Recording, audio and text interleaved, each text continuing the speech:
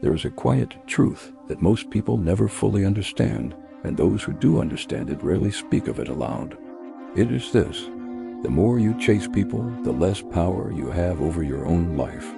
The more you try to convince others of your worth, the more you silently confess that you do not believe in it yourself. And the more you beg for attention, validation, or opportunity, the more you train the world to see you as someone who can be ignored. Power, in its truest Stoic form, has never been about pursuit. It has always been about restraint, about silence, about the ability to remain unmoved while the world attempts to pull you into reaction. The ancient Stoics understood something that modern life constantly tries to make you forget. You do not control how people perceive you.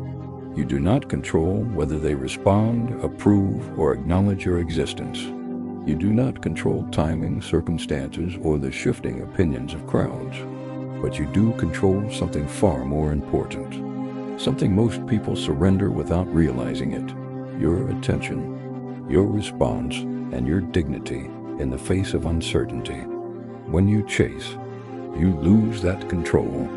When you beg, you abandon it entirely. When you try to convince, you hand your inner peace to someone else's judgment.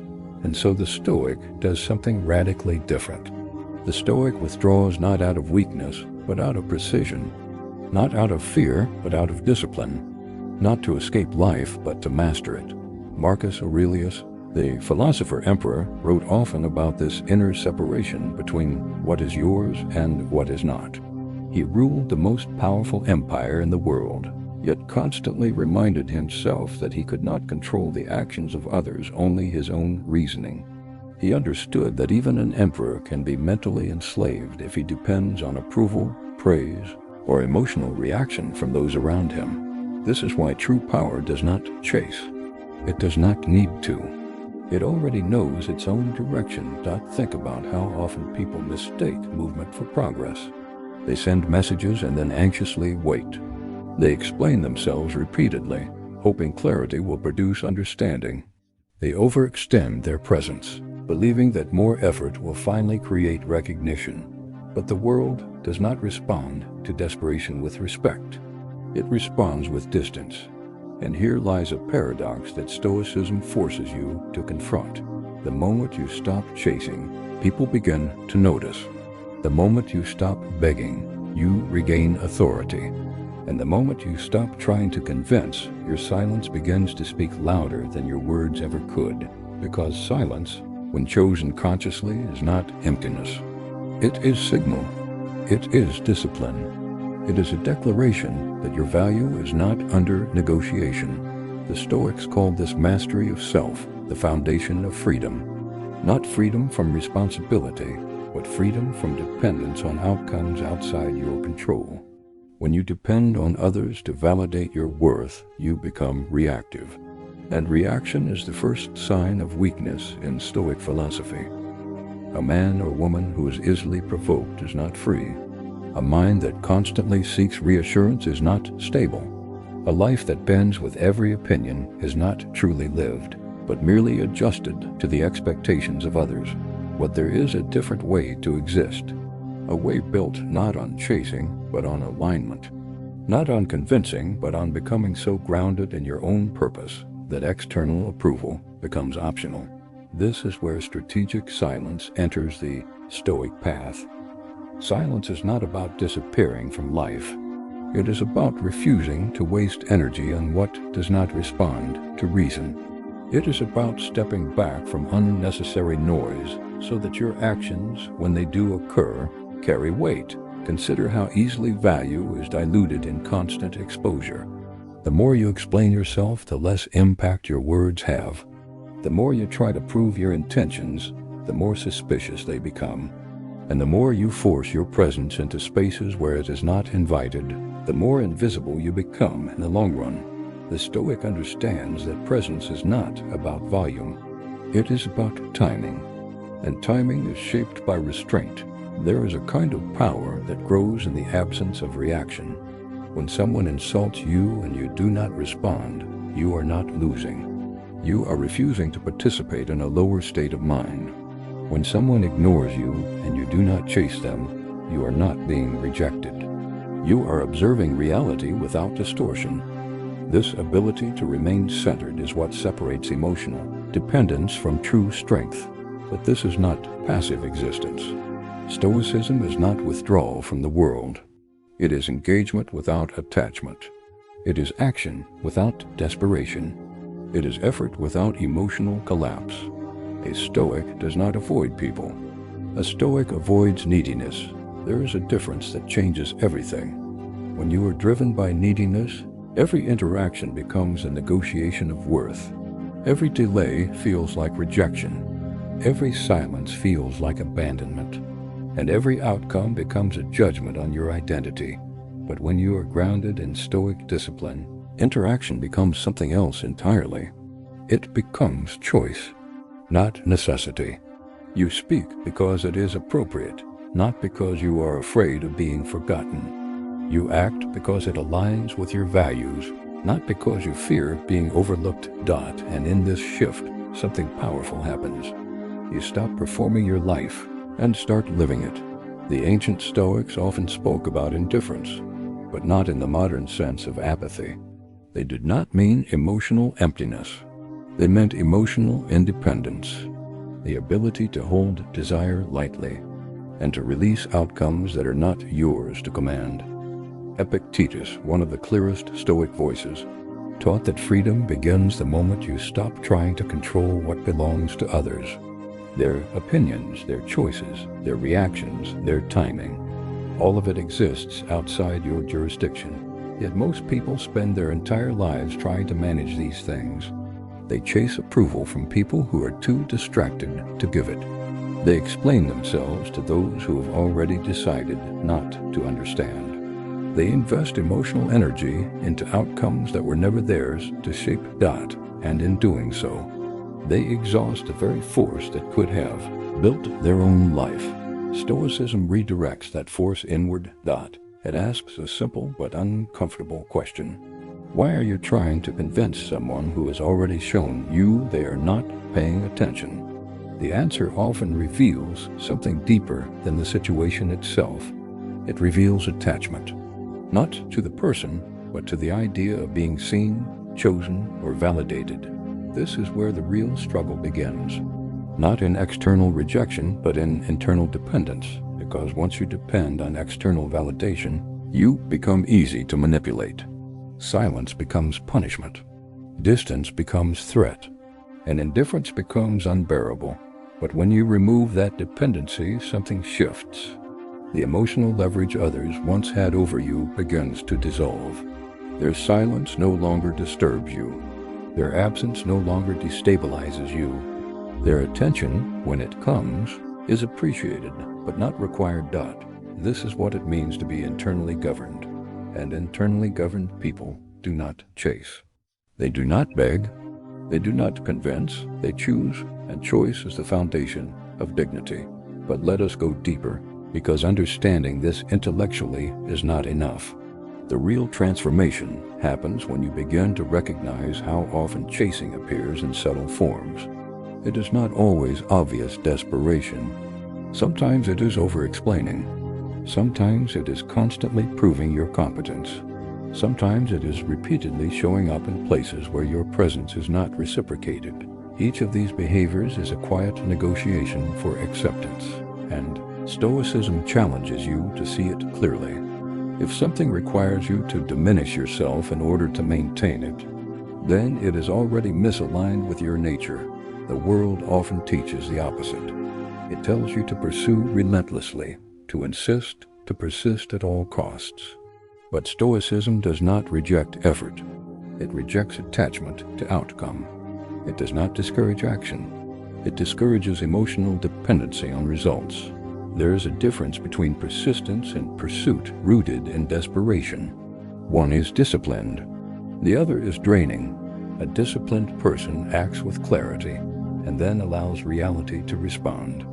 A desperate person acts and then tries to force reality to comply. One respects nature. The other resists it, and nature always wins. So the Stoic learns to align instead of chase. to build instead of beg, to create value instead of demanding recognition for it. Because in the end, what is truly yours does not require force to remain in your life, and what requires force was never truly aligned with you to begin with. This is not a philosophy of withdrawal from ambition. It is a philosophy of purification of ambition. It removes the noise, the dependency, and the emotional instability that turns ambition into anxiety, and what remains is something far more powerful.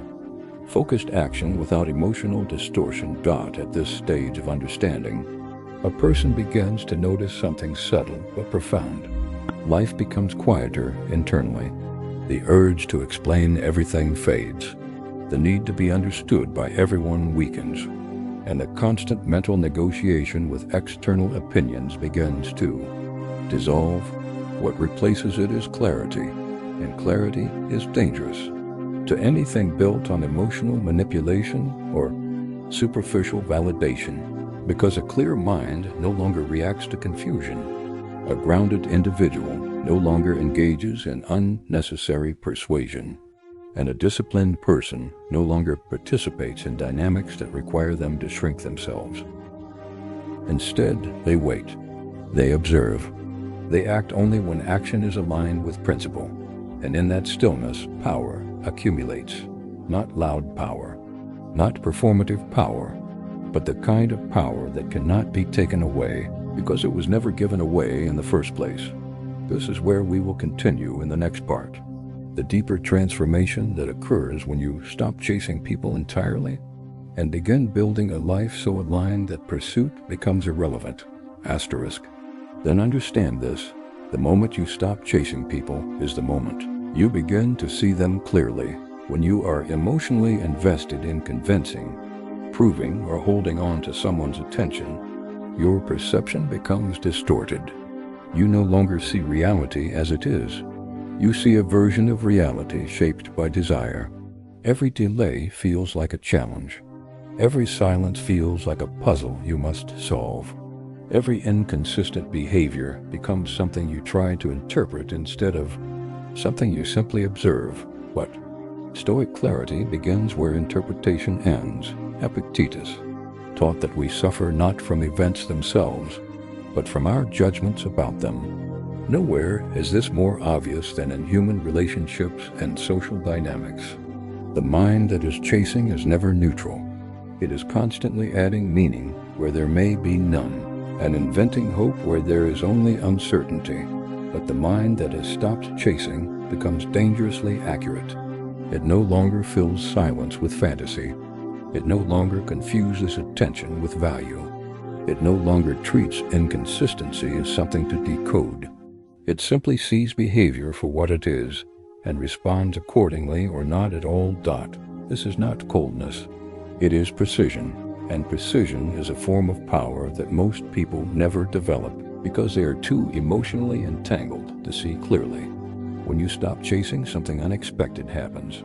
People who once had disproportionate influence over your emotions began to lose that influence, not because they changed, but because you did. You are no longer over-invested in their reactions. You are no longer building internal narratives around their behavior. You are no longer handing them authority over your emotional state. This is the beginning of internal sovereignty, and internal sovereignty is the real Stoic goal. A sovereign mind does not collapse when ignored. It does not overreact when misunderstood. It does not beg for closure from those who offered confusion instead of clarity. It does not seek emotional resolution from people who were never equipped to provide it. Instead, it returns to what has always been under its control: judgment, action, and character. Marcus Aurelius repeatedly reminded himself that other people will act according to their nature. Expecting otherwise is like expecting fire not to burn. Once you accept this, the need to chase dissolves naturally. You stop trying to extract consistency from inconsistency. You stop demanding depth from those who operate superficially. And you stop negotiating your dignity in exchange for temporary attention. This is where Strategic silence becomes not just a tactic, but a way of life. Silence, when rooted in insecurity, is avoidance. But silence, when rooted in strength, is authority. It communicates that your energy is not available for every disturbance, that your attention is not something to be pulled by every emotional signal, that your presence is not reactive but intentional. In a world addicted to constant response, non-reaction becomes a form of distinction, but the Stoic does not remain silent to manipulate outcomes. That would still be dependence in disguise. The Stoic remains silent because silence reflects alignment. It is not used to provoke curiosity. It is used to preserve clarity.